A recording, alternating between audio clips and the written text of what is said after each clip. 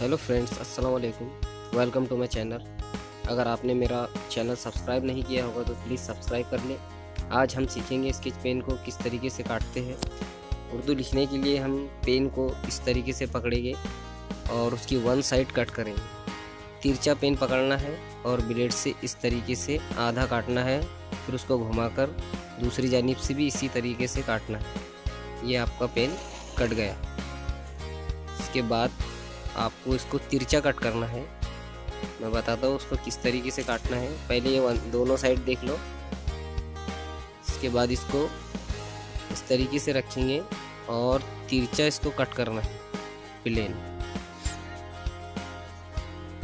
इस तरीके से काटने पर ये कटी हुई निब बन जाएगा और आप आसानी से उर्दू इससे लिखेगी।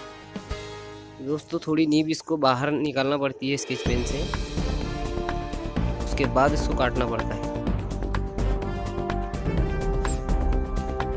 ये आपका स्केच पेन कट गया। अब इससे आप उर्दू लिख सकते हैं। तो ठीक है दोस्तों, अब देखेंगे हम उर्दू लिखकर इस पेन को जो हमने काटा है उससे जमता है या नहीं। मैं यहाँ पर शेर लिख देता हूँ। पेन को किस तरीके से पकड़ना है ये देखिए। बस आप लाइन बना रहे हम। लाइन बनाने के लिए लाइन के ऊपर की जो लकीर है वो बारीक लेना पड़ेगी। सीन, काफ,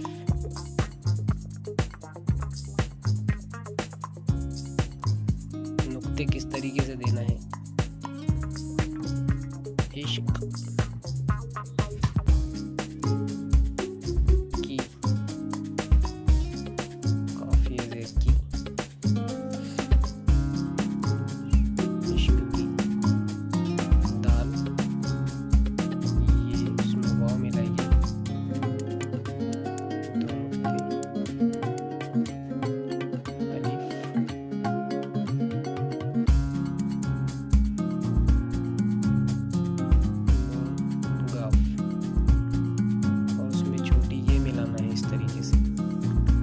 की तोय, उसमें बड़ी इस तरीके से मिलाइए।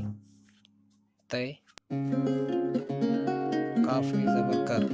आप 2-3 किस्म के कर बना सकते हो। ये गोल वाला है, कर गई, कर गई। छोटा काफ बनाएंगे इस तरीके से। उसके बाद ऊपर की नोक का इस्तेमाल करके ते बनाएंगे, फिर नून बनाएंगे और उसमें बड़ी ये मिलाएंगे।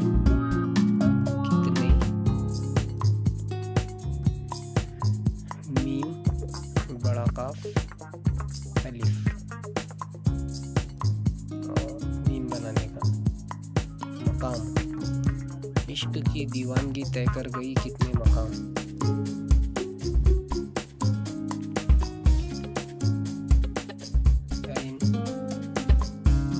उसमें बड़ा काफ मिलाएगी और लाम मिला देंगे इसमें इस तरीके से।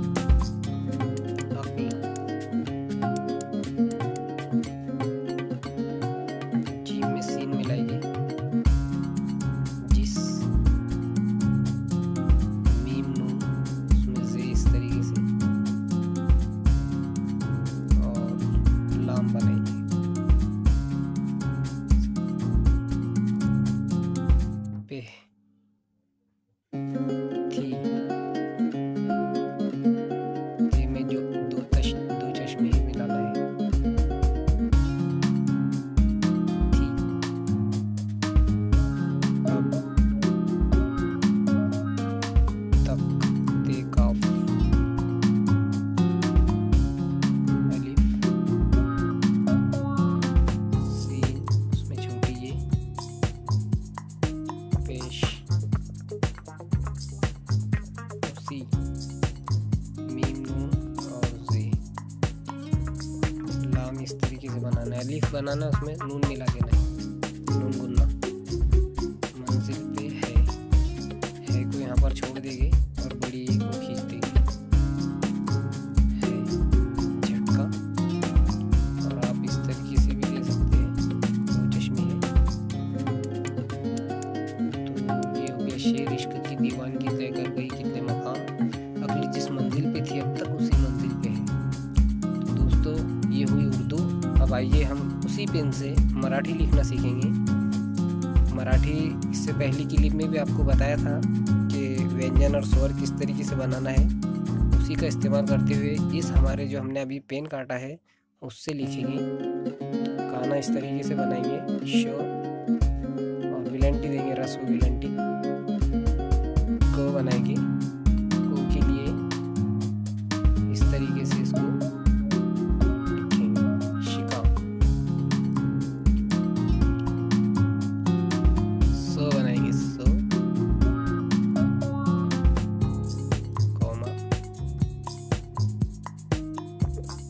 घ विलंटी ट, ये रस्व विलंटी, और ये तो इस तरीके से बनाना है। अनुस्वार संगठित, वाह संगठित वाह, तो इस तरीके से बनाइए। ये हमने इससे पहले क्लिप में भी जो हर्फ वगैरह देखे थे किस तरीके से बनते हैं, उसी का इस्तेमाल करते हुए मराठी लिखना है। हिंदी मराठी आणि, न दीर्घ विलंटी नी, आणि, इस तरीके से मराठी लिखना है। देखिए सादे पेन से हम कट करके उर्दू, मराठी, इंग्लिश सभी लिख सकते हैं। संघटित वाह, संघटित वाह आणि संघर्ष, स घ षटकोण का श, रफार अनुस्वार। ये मराठी लिखते वक्त इसका ख्याल रखना कि आखिर में नोके आनी चाहिए। नोके आने के लिए पेन को तिरछा करोगे तो नोके आएगी। करा, मराठी उसी पेन से हमने लिखे शिका, संघटित हुआ आणि संघर्ष करा। अब उसी पेन से दूसरे फॉन्ट में किस तरीके से लिखना है देखिए। पेन को हमने जिस तरीके से पहले पकड़ा था अब उसको मोड़ देना है। बड़ी नोक उल्टी साइड ले लेना है और लिखना शुरू कर देना है। देखिए पेन इसका फॉन्ट चेंज हो जाएगा। ये बहुत आसान ट्रिक्स है। पेन को पकड़ना किस तरीके से, बस ये आपको ख्याल रखना है, फिर आप मराठी लिख सकते हैं। मैं बाबा साहेब अम्बेडकर लिखता हूँ क्योंकि उन्हीं का कॉल है ये। सुविचार बाबा साहेब अम्बेडकर। देखिए आप ये फॉन्ट किस तरीके से चेंज हो रहा है। ऊपर के और नीचे के राइटिंग में आपको फर्क लगेगा। तो ठीक है दोस्तों, हमने पेन को कट किया, उससे उर्दू और मराठी लिखना सीखा। उम्मीद करता हूँ आपको ये वीडियो पसंद आएगा, और पसंद आए तो मेरे चैनल को सब्सक्राइब ज़रूर कीजिए ताकि मैं अगली वीडियो आपके लिए बना सकूँ। शुक्रिया, थैंक्स।